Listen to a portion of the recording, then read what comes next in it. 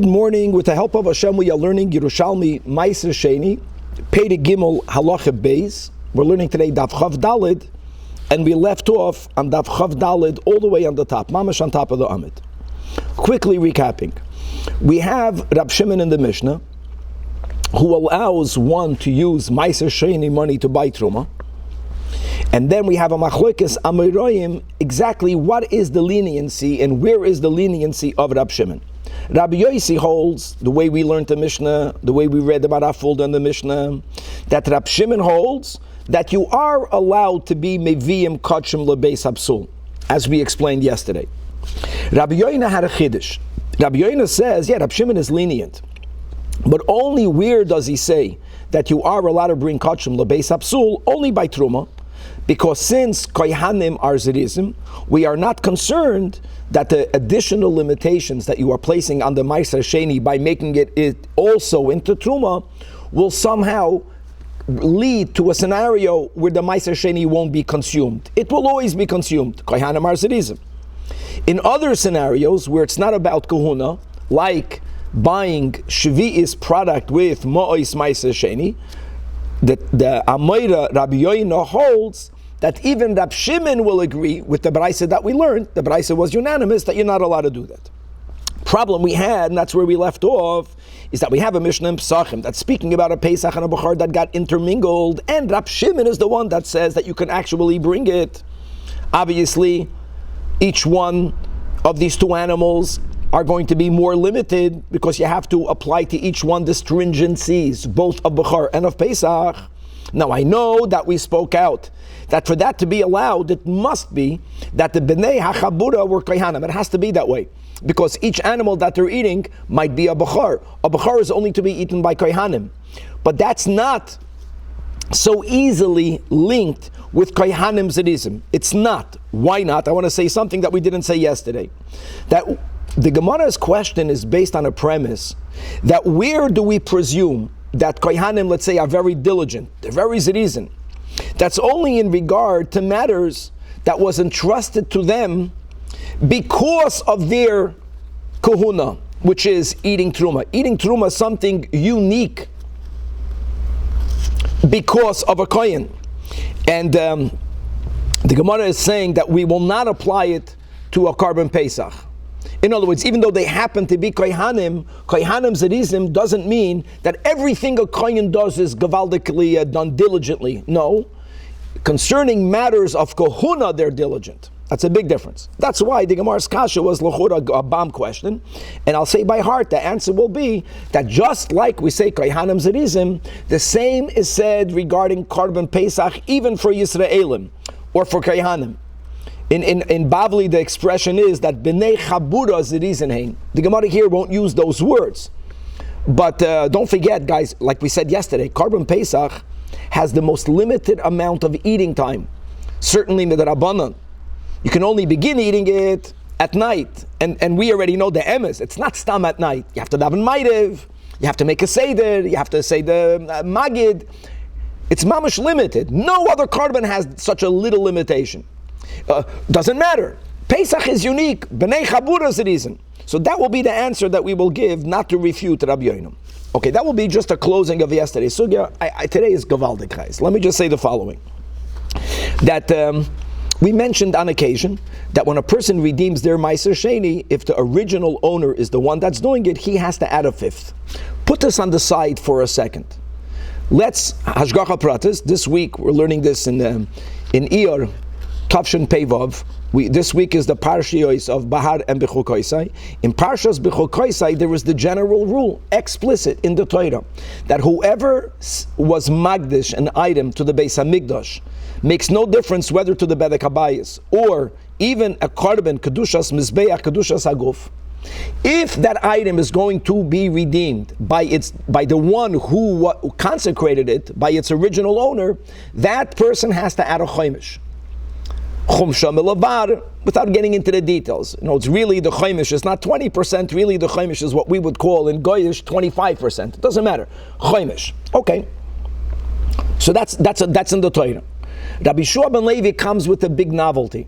Rabbi Shua ben Levi says, Ein moisifin chaimish ela al tchilas hegdeshois, which means there is the primary sanctified item and there is the secondary sanctified item, which means if I'm magdish an animal, I'll give you an example, to be a shlamim, and then the animal became blemished. That's a case where the animal has to be redeemed. Yeah, if the original owner redeems that animal, he has to add a fifth to its value. And he does that. Now with this money, he's going to buy another carbon shlamim. What happens if the second carbon shlamim gets blemished? So Rabbi Shua ben Levi says there the original owner does not add a chaimish. The din of adding a chaimish is only al tchilas hegdeshois and not on the secondary hegdeshois. Wonderful. Okay, first of all, it's wonderful to know that. But now Rab Shmuel is going to tell you two dinim. And one is more novel than the other. We'll figure out where's the bigger chiddush, but for us, they're both chiddushim. Number one, and let me go back to maaser sheni. If a person takes maaser sheni money, and he's going to buy with it a shlamim, and now the shlamim gets blemished, is that shlamim tchilas hegdish, or is it secondary hegdish? Because you're not going from chulin to shlamim. The maaser sheni itself is something that if the original owner is going to redeem, he's going to have to add a fifth. But he didn't redeem it. He bought a shlamim. Now the shlamim got blemished. Says Rab Shmuel, for the shlamim you do have to pay the fifth. The shlamim is tchilas hegdish. Another chiddush of Rab Shmuel, maaser Pesach. We'll speak out more. There's many different ways of coming to surplus of Pesach. One scenario will be, I designated the carbon Pesach, I lost it. Time is late, I designated another carbon Pesach. And I brought it. I found the original. So it's a leftover carbon Pesach. The din is, you bring it as a shlamim. What happens if now that it's designated as a shlamim, now it gets blemished. Now I want to redeem it. Again, says Rab Shmuel, don't view this shlamim as secondary, because you can argue you began as a Pesach, now it's already shlamim. If you redeem it, again you have to add the fifth, and we're going to go into that. That will be the bulk of today's daf, and at the end we're going to learn one new opener, another big sugya. If shlamim is brought with maaser sheni, and the shlamim gets blemished, forget about the chaimish topic. So you redeem it. I want to know what kedusha does the money have? Just as a rule, if I have a produce of maaser sheni and I redeem it, the money is imbued with kedushas maaser sheni. If I have a shlamim and I redeem it, the animal goes out almost totally lechulin. The blemished animal, I know there's certainly restrictions on it, but the money is imbued with kedusha shlamim. It has to be used to rebuy a shlamim. If maaser sheni money was used to buy a shlamim, the Gemara is going to say, if the shlamim gets blemished and you redeem it, that money only has kedusha shlamim. It has no kedushas maaser sheni. Okay, Chavre, this is enough to fabring a whole Shabbos on, but we'll stop with this. This is today's daf, and let's go right inside. Daf Chav Dalet. So we are in the back and forth. So the kasha was L'shitas Rabbi Yoina, B'shitas Rab Shimon, that only by Truma do we say, since Truma is uniquely eaten only by Kohanim Zerizim. Carbon Pesach, even if the Bnei Chabura are Kohanim, but if they're eating it mitzad Carbon Pesach, there's no unique Zerizim. That's the premise of the question. And according to Rabbi Yoina, even Rab Shimon will hold that ein meviim kachim lebeis absul. But he allows for you to. But he allows for us to use both animals, even though they both, the Bechar and the Pesach, will become restricted. So Rav Mana answers, Amar Lei, the answer will be, I agree with you. Kohanim Zerizim is only said when they are eating something only because they're Kohanim, which will be Truma. In other areas, we don't say Kohanim are across the board diligent Zerizim. But just like we say that Kohanim Zerizim, we also say that all of the Jewish people, when it comes to the eating of a carbon Pesach, they are Zerizim. Oichle psachim b'shaitam. When you eat Pesach, to make sure that you fit it into the little Zman, Zerizim hein, all Jews are Zerizim, just like Oichle Truma. And as I said in the Bavli, we have the expression, B'nei Chabura Zerizim hein. Beautiful. And Teid L'chashu Kain, and I'll prove it to you, that all people that eat their carbon Pesach are given this benefit of the doubt that they will be Zades. The Taninon, we learned in our Mishnah in Masechta Shabbos. Now, I just want to remind everyone quickly about the dinim of shehiyah. What's the din of shehiyah? Midrabanan aviv, that even though cooking on Shabbos is only prohibited, if I do the cooking on Shabbos, if I light a candle right before Shabbos, if I open the electricity right before Shabbos, I am allowed to benefit from the candle on Shabbos, even though I lit it before. I'm not doing it on Shabbos. Food is different.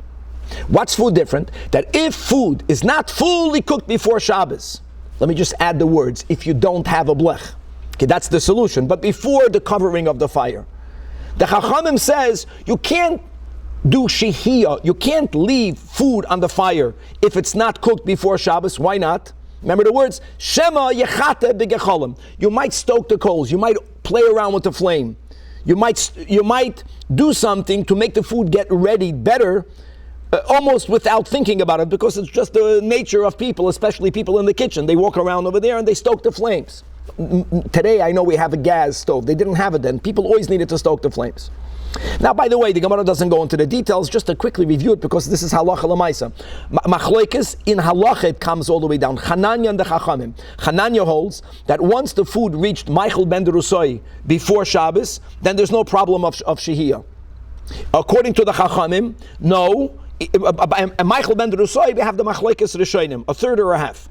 The Chachamim hold that only if the food is so ready that if you leave it on the fire, it's mitztamek v'raloi, only then is there no issue of shehiyah. If it's mitztamek v'yafaloi, that means even if it's ready, but if you leave it on the fire, it gets more ready, then you got a problem. Now, the solution for everyone is just to cover the fire, what we call a blech. Or if you have a crock pot, I don't know why people don't know that, minimally to put a piece of tin foil that is visible, that you can see is sticking out. If not, where's the blech? Some people say you have to cover the knob. But that's that whole topic. So let's go inside over here. The Tanena we learned, ein soilin basar. Not let roast, not meat, nor batzal, I don't know why onions are. Wherever you learn, we learn about onions. The whole Zerayim was filled with onions. Ubeitz and an egg. Ella kidei sheyitzoilim mi ba'od yoyim. Only if it becomes, let's go with the Chachamim, it has to become fully ready before Shabbos. And don't get nervous. If it's not fully ready, we have a solution. Put a blech, I know that. But that's without a blech. Without covering the ashes, the coals in the oven. Now I got a problem. You know what the problem is? That we see by Korban Pesach, no one had such a restriction. Again, you shech the Korban Pesach after the Tamar Shel Bein Arbayim. That's when you shecht it. And I know that you're thinking Yontiv. Let's speak about Shabbos. What happens if it's Shabbos? So the din is utaninon, that mishalshelin es ha-pesach letanor, that you can put the Korban Pesach into an oven. Im chashecha means right before nightfall. I'm speaking about where the 14th is Friday, Pesach is Shabbos. So you can't. So put it in the oven right before Shabbos. But hold on, you're putting it in. Now I know there's something else. That's something that takes many hours to get ready is also less problematic. But that's not the case over here. There are no restrictions when it comes to the roasting of the Korban Pesach. Why not? Shema yechate b'gecholim. And don't tell me ein shvus b'migdash. This is not part of the avodah. This preparing was done on the harabayis. It was not done inside the azara. I'm talking about after the korban was brought. So is a raya that when it comes to korban Pesach, people are very careful. No one will be machata b'gecholim because b'nei chaburas it is in him. This is beautiful. Okay, so that closes the sugya that we opened up yesterday. So the machlokes between Rabbi Yossi and Rabbi Yoni stands b'shitas Rab Shimon. Okay, now, new topic. Very much related to maaser sheni, and we're going to bring in maaser sheni. What's the new topic? That even though the Torah writes in Parshas B'chukoisei, that look inside the Torah Oir HaShalom, we can read the pasuk, that ve'im babehema ha-temeya. It's just an example of someone who consecrated an item to the Bedek HaBayis. Which would be, a non-kosher animal is certainly not going to go on the altar. I gave it to the Beis HaMikdash because the Beis HaMikdash will sell it and monetize it. Now, if the one who consecrated it, upada be'erkecha, first of all, you give its value. But if you are the one that was magdish it, if you are the original owner, so the Torah writes, v'yosaf chamishisoi olav. Add a halachic fifth. Chumsha milabar. Now, if the original owner is not going to be the one that's redeeming it, then they open it up to anyone, and anyone can redeem it, and the other people just pay the value, they don't have to add a fifth. Okay, straightforward. Comes along Rabbi Shua ben Levi, and he says, I want you to know that this law, that the owner has to add the fifth, is only on what he calls tchilas hagdeshois. Ein moisifin choimish, ela al tchilas hagdeshois. If you are redeeming property that falls into the category of primary sanctity, the original sanctity, like in the example that I just gave, the Torah gives an example. I was magdish a behema tameya, and I'm redeeming it, aviv. I have to add a fifth. Now, normally, what were to happen? The money would go into the bank account of the Beis Hamikdash. But let me ask you, what were to happen if I redeemed it not by giving money? I gave another animal that's worth the original plus a fifth. And now that animal has to be redeemed. That animal was not originally consecrated. It became consecrated because it was exchanged for the first animal. Says Rabbi Shua ben Levi, if the original owner is going to now redeem the second animal, he doesn't have to add a fifth. You only have to add a fifth when you redeem that which was tchilas hekdeshos, the original, the primary sanctity, not the secondary sanctity. And I gave an example of the Bedek HaBayis. The same will be by Kedushas Mizbeach. I consecrated an animal to go on the Mizbeach, a shlamim, a oila, whatever. But the animal got blemished. The animal has to be sold, and its value has to be used to buy another animal. Okay, I did that.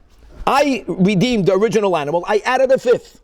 With that, I bought a replacement carbon to go on the Mizbeach. The second animal got blemished. Same idea. Even though I'm the original owner, if I'm redeeming it, I don't have to add a fifth. This is important. You only have to add a fifth al tchilas hekdeshos. Now, wait, and so it's like for any korban or bedek habayis. The rule that the original owner has to add a fifth is only if he's redeeming what he calls the primary sanctity, the item that was originally consecrated, not an item that's already a replacement. If I redeem the replacement, which could happen, there I don't have to add a fifth. First of all, where do we know it from? So Amar Rebbe Elazar, the Amoida, the Tani Kain. First of all, Rabbi Shua ben Levi is an Amoida. But really, he says, I found the Braisa. The Braisa writes that. And the Braisa brings a source. And we just quoted the verse. And it says, V'im babehema hatameya. Many learned that the limud is from the hay. The trader could have written, V'im babehema tameya. Hatameya behei hayediyah. The animal. What's the animal? So then the trader writes, Upada berkecha. V'yasab chamishisa yalav. So the Braisa, the Tana learns, that when do you have to add a fifth? If it's the one that you consecrated, the primary one, and not the secondary one. Now I know the pasuk is speaking specifically about bedek habayis, but it makes no difference whether it's a behema tameya, bedek habayis, and you are redeeming it, only primary, not secondary. The same will be, like I said, if you were magdish an animal lamis beach, but it became blemished. And then you redeem it. You have to add a fifth. But if after you redeemed it, you bought a replacement animal, and the second animal got blemished, now again, the same rule, you don't add the fifth. Okay. Now, Ma, says that Rabbi Elazar just says, Ma behema tameya miyuchedes. Or I'm sorry, this is the Braisa. Slicha, the Tana says, Ma behema tameya miyuchedes. The example that the Torah gives, that you were magdish, ba behema tameya. Shehi tchilas hegdish, only there does the Torah say moisev choimish, af koil, like we said. Koil means not only bedek habayis, even to mizbeach. Even if the bedek habayis was something other than an animal, whatever you are magdish, when do you have to add a fifth? Only if you are redeeming the tchilas hegdish, the original that you are magdish. Then are you moisev choimish. Okay. So now the Gemara will quote Rebbe Shmuel Bar Chia, Reb Shmuel, and he's going to tell you two dinim. Obviously, there's a need to say it. The premise of the Gemara will be that one wasn't that needed, one was needed. We'll see which one has the bigger novelty. For me, they both are beautiful. They both are a chiddush. So says Rab Shmuel Bar Chia, Bar Yehuda b'shem Rab Chanina. Case number one, Rab Shmuel number one. If you have maaser sheni, now we learned already in this Masechta that the ideal usage of maaser sheni money, the ideal, whether you're obligated, whether it's just a mitzvah, we had that before, is to buy in Yerushalayim an animal for a shlamim. Maaser sheni, one step that I skipped, I'll say it. Just like Rabbi Shua ben Levi says it for Hekdeshos, it's self-understood, the same is for Maaser Sheni. In Maaser Sheni, the Torah says that if the original owner, if I have produce, I have bananas, the bananas is worth $1. And if I don't want to schlep it to the Beis HaMikdash, so I'm putting it onto money, so the Torah says, I'm not going to give in its place $1, I'm going to give in its place $1.25. $1.25, a fifth millibar. Now, what happens if I take this banana, the 125, and for whatever reason, I put it on something else. I move it. When I move it again, I don't have to add a fifth. You only have to add a fifth al tchilas maaser sheni. It's a self-understood. And now we're going to put maaser sheni and hegdish together, which is this case. I had maaser sheni money, and I'm using it to buy a shlamim. Shlamim shalakacham b'kesav maaser sheni. This animal now, humamu, it had a mum. What do you do with that? You have to redeem it. Now, what would you say? You can think both sides. You can say, 1 second. There was never a carbon. This is the tchilas hegdish. You could say that. You can also say, no, this is not tchilas hegdish. I know that kachim has more kedusha than maaser sheni, but the sanctity began when I had money for maaser sheni. I redeemed the food onto money. That was the tchilas hegdish. Now the money was used to buy a shlamim. Efsher, the shlamim is considered secondary to the maaser sheni. If that would be the case, then when you redeem the shlamim, even if the owner redeems the shlamim, he would not have the fifth. He does add the fifth. That hum upedayan. If you're going to redeem it, if the original owner would redeem it, yes, you'll be maaser chaimish. Look, you'll be maaser chaimish. Look inside the Marafulda, 7 lines from the bottom. Upedayan maaser chaimish. Harei zois hi mitzvah shel maaser sheni. We don't view the buying of a carbon shlamim like a secondary. We view it as the primary. Actually, God wants you to buy a shlamim. Even though you are buying it with money that's already holy. We view the shlamim as the beginning of the hegdish. Din number 1. Din number 2, Rab Shmuel number 2, Rab Shmuel Bar Chia. Same.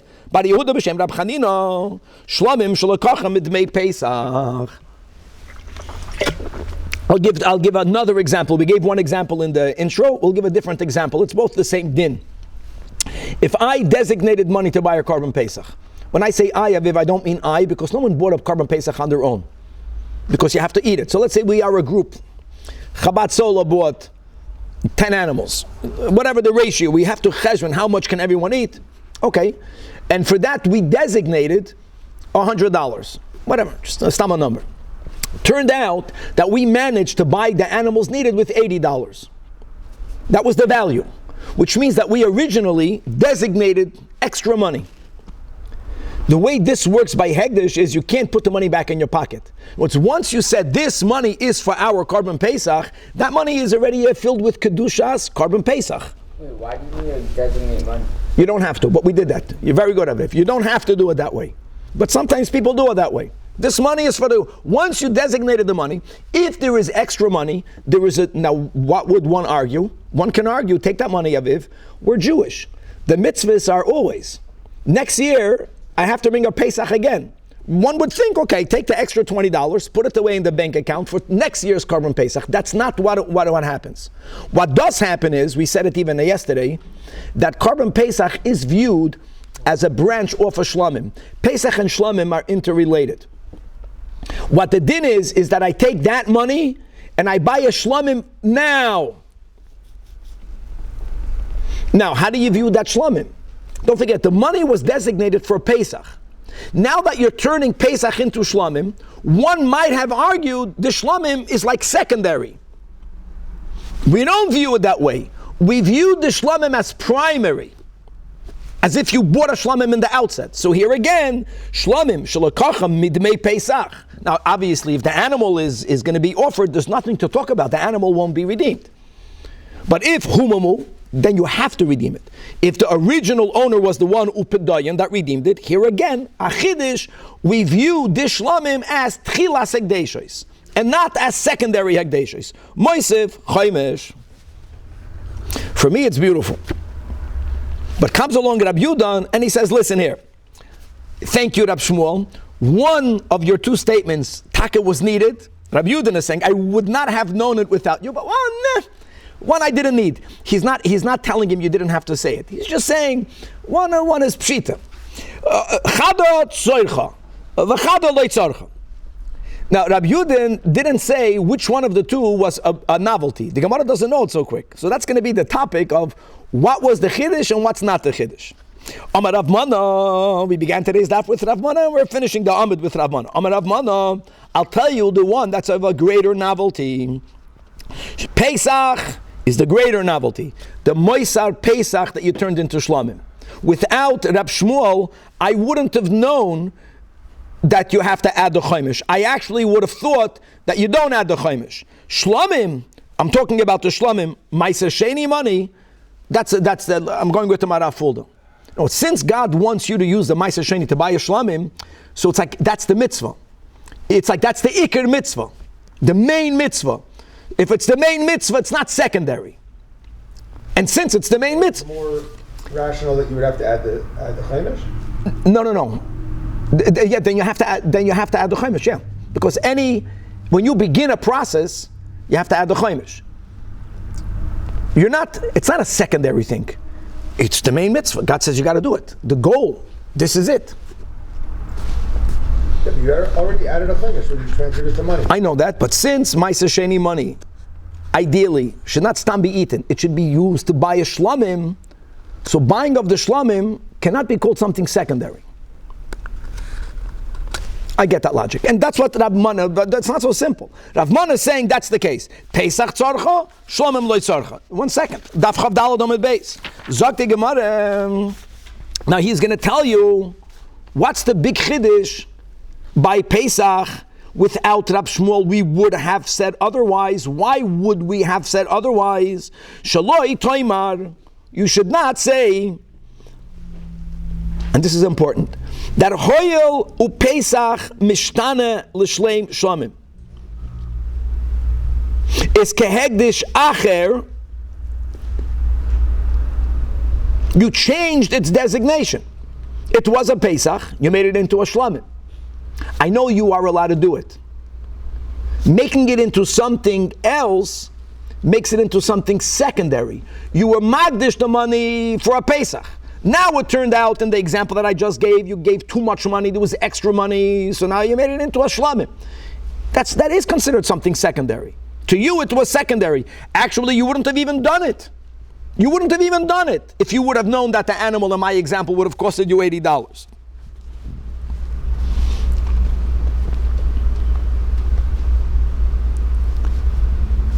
So the question is, why do you add a fifth? Why do you add a fifth? Why do you add a fifth? And I'll tell you why you add a fifth. Because this shlamim is the first. How was this shlamim the first hegdish? Because the chiddush of Rab Shmuel is that we view the shlamim as a Pesach. Pesach is shlamim. It's part of the original. It is the original. Why would you add a fifth? Because whenever you redeem the original, you have to add a fifth. In other words, if we were to view it as something new, by the way, the same thing with maaser sheni. Maaser sheni money is meant to be used as a shlamim. That's called original. There it's easy. There it's how Pesach is how shlamim is Pesach, Rabbi. How shlamim is Pesach. So that's based on a sugi that we learned in Kachim that we don't view Pesach as a subcategory in shlamim. You know, I'll give you an example. It came to me yesterday in the first Mishnah in zvachim. That normally machshava shaloi lishma, it does damage. To what level depends, right? Chatas complete or minimum loy olu leba'olim. By Pesach and Shlamim, I think it doesn't do damage, right? I have to remember the Mishnah. Pesach and Shlamim is much easier because it's the same. Pesach and Shlamim is the same. So if it's the same, we can say that this new animal is really part of the Pesach animal. It's part of the original. Okay. That is what Rav Mana says. That's Rav Mana's explanation. Amar Rav Huna, Tama de Shmuel, I agree with you that the Chiddush is Moisar Pesach into Shlamim. But I want to add something that you're not saying, which is there is a din of Tumura. What is the din of Tumura? Really, this is a machlokes Tanoim, and there's a machlokes Amoraim. What do the Tanoim hold? But let me just share in this sugya the shita of Rabbi Yechanan b'shitas the Tana Rab Shimon, which is that if I have an animal designated, let's say for a shlamim, designated for an oila, and God tells me don't do a Tumura. Tumura would mean for me to take a chulin animal, equivalent, better, worse, and for me to state that the kedusha of the original should be exchanged onto the new one, that the replacement. God says, don't make such a statement. If you do make such a statement, the statement will be partially effective. What part effective? The new animal becomes imbued with the kedusha of the original one, but the kedusha does not depart the original one. Remember that? Says Rabbi Yechanan, explaining the shita of Rab Shimon, that you can only make a tumura once. If I have a carbon, what did I say? A carbon shlamim, and I put on side of it chulin number 1, and I say this animal should be a tumura of the original. I was over on a lav. Remember that you get malchus. That's one of the 3 exceptions where you get a lav, you get malchus even for a lav she'ein by maaser. Tumura is one of them. Okay, fine. What happens if I take another animal, chulin number 2, and again I violate, God forbid, and I say may the kedusha of the original go on animal number 2? Says Rabbi Yechanan, understanding the sheet of Reb Shimon, it won't be effective anymore. Animal number 2 will not be holy. What I did is nothing, and I won't get malchus. I didn't affect anything. In other words, you can only make 1 temura from an animal. You can't make more than 1 temura from the original animal. Based on that, says now Rab Huna, explaining the Chiddush of Rab Shmuel, that ein ha-pesach oise tmura v'shoina. In other words, Rav Huna holds that Shmuel, first of all, agrees with Rabbi Yechanan's understanding of Rab Shimon, and not only does he hold in that understanding of Rab Shimon, but Rav Huna actually paskins that way. And let's come now, therefore, to a Pesach. That will be his example. If I have an original carbon Pesach, and I make a Tumura, same thing. So the first animal will be called Pesach, even though you can't bring 2 Pesachim. One of them will turn into a Shlamim. That's another case of Maaser Pesach. But if you do it twice, it won't work. So now, even though Ein HaPesach Oisa Tmura Vishoina, if you were to make a Tmura twice, the second Tmura will be ineffective. But what will happen? Heimer Boyodan a Pesach. If I made a Tmura when it was a Pesach, Aviv. So one time it worked. Okay? Now let me give you the example I gave in the intro. And then the original animal was lost. We have to bring a carbon Pesach. And we decided to designate a new carbon Pesach. And after we brought the new carbon Pesach, we found the original. What happens with the original? It becomes a shlamim. What happens now if we take this shlamim, this Pesach that got converted into a shlamim, and this genius again makes it into a Tamura? By taking another animal and saying, may the new one be a Tamura from the shlamim. What do you think would happen? We just said, right, let's go with Rabbi Yechanan in the Tana of Rab Shimon, that you can't make a Tamura twice from the same original animal.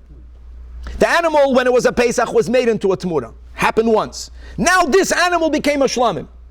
And now, that if you make a Tamura when it's a shlamim, it will be effective. What do you see from that halacha? How do we view the shlamim? Is this an extension of the original? No. No, it's not. If it would be extension of the original, then the tumura would not be effective. This means that mitzad din tumura, this animal is a new korban. Now, did you sanctify this originally? No, you did not. What you sanctified originally was the Pesach. Rabbi Shua ben Levi is saying that what? That you only have to add a chaimish on tchilas hekdeshos. This is not tchilas hekdeshos. That's the chiddush. No, it's if you were to use the standard that we have when it comes to the dinim of Tumura, then Rab Shmuel never would have been able to say that Meimer Boyo Danu Shlamim. That's a chiddush. That's a huge chiddush. That's why, since he himself, Shmuel himself will hold that you can use the shlamim as a temura, you can use it from it to make a temura. That's why Rab Shmuel needed to say that if the shlamim gets blemished and you want to redeem it, you have to add a chaimish. That's a big novelty. Now you get what's called a novelty. So he doesn't just go with the general what Rav Mana is saying. No, he's saying it's taka chiddush. So what's the explanation again on the chiddush? Meaning if it's really looked at, the explanation, why would you have to add it? Because not all of the dinim travel on the same track. So from the perspective of a chaimish, we look at it as the original animal, but from a perspective of Tamura, we look at it as a new, like a new beginning. We look at it as part of the original beginning. For the dinim of a chaimish, yeah. Now, what Rav Huna is saying makes a lot of sense, but Rav Mana will tell him, I'll tell you why I disagree with you. Because Rab Shmuel taught both dinim together. You see, if he only would have taught the din that if you have a maaser Pesach into a shlamim, you have v'humamu upedayon, you add a chaimish, you're right. Then you can show, wow. In contrast to the din of Tumura. And how do you explain it? You see, not all of the dinim travel on the same track. Mitzad din Tumura, there's one way of analyzing. Mitzad dinim of adding a chaimish, there's another way of looking at it. But the fact that he taught it together, and this whole biur of Tumura is not shayich by the maaser sheni that turned into the shlamim. That's why Rav Mana tells Rav Huna, I reject your understanding. It's not because of this kasha, even though you're making a good point. They have to have the same reason why you would have thought without Rab Shmuel for maaser sheni into shlamim. Without him, you might have thought that you don't have to add a chaimish. The same will be over here. You don't have to go to other dinim. Don't go to other dinim. You just look at this din itself. You could have argued it that way. The first kedusha was the maaser sheni. This is the step number 2. First kedusha was a Pesach. Now it became a shlamim. It can be viewed as something new, and in both, it's not something new. It's an extension of the first. That's maaser sheni money was meant for a shlamim. It's the tchilas hekdesh. That's this whole concept. Right? Yes. Just practically. Yes. In terms of the way it works, when I have my banana that I change onto money, I add a fifth debt, right? That's so right. $125. Now when I go buy the animal, let's say I have to take that $125, add another fifth, and buy a more expensive animal? For sure not. That's because that's for sure second hekdesh. So where is the fifth on the transference of the money to the animal occurring? Doesn't. When you buy a money animal, it doesn't occur. But what were to happen, let me keep on going. When I redeemed the original, first of all, this pidyon and chilul, I know that what I'm saying now doesn't always fit into the words of everyone, but it's correct to say that the word pidyon generally is used when you go from the original into the money, and the word chilul, just for semantics, is used when you go from the money onto food in Yerushalayim. So Danny, when you're paida, you add a fifth. Now let's say I bought food, just as an example, and the food became tameh. And now the din is that you have to redeem the food. That's where Rabbi Shua ben Levi is saying, this was not the original, this is what came later. You already added the fifth. Every time you have to add a fifth, the banana will turn into 50 bananas. Doesn't work that way. You're not maaser chaimish. Maaser sheni into shlamim, and now the shlamim has to be redeemed. No, we view the shlamim as the maaser sheni.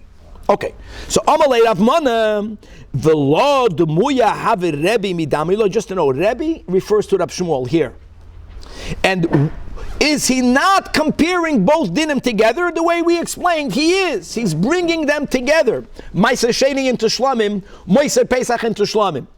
Don't give me Yurav Mana, Yurav Huna, your Gavaldike, it's beautiful what you're saying by Tamura. This whole Torah of Tamura is not shaykh to Maaser Sheni, so therefore he rejects that understanding.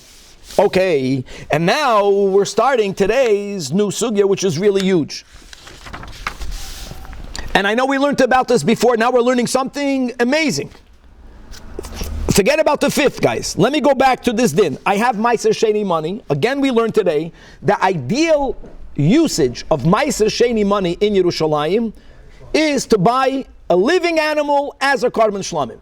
Now, we also spoke about the fact this shlamim could become blemished. Yes, it could. When it becomes blemished, it has to be deconsecrated. Like any other kachim, you deconsecrate it onto money, and now the money is going to be used to buy another shlamim. But hold on. What kedusha does this money have? What do you mean by that? I began with Maaser Sheni. Until now, we always understood pshat that when I took Maaser Sheni money and I bought a shlamim with it, I didn't take away, how could I, the kedusha of Maaser Sheni. Not only is the animal imbued with kedusha's Maaser Sheni, compounded on top of that, there's a new kedusha. Ein isur halal isur moisev, it's chal. It's not a problem.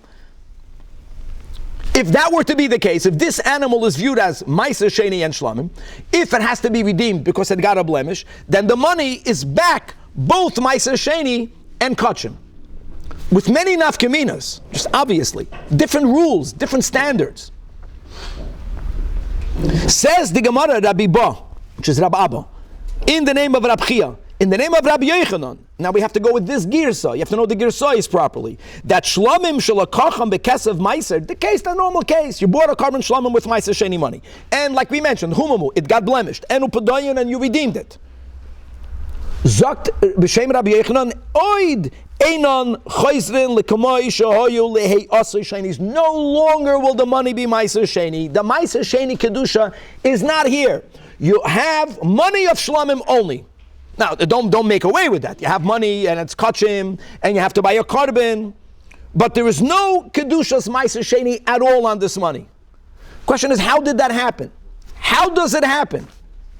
When I have Maaser Sheni money and I buy produce onto money, it's Maaser Sheni kedusha. When I take the money in Yerushalayim right Aviv and I buy a banana, the banana has kedushas Maaser Sheni. Why will it not have kedushas Maaser Sheni in addition to? It began with that.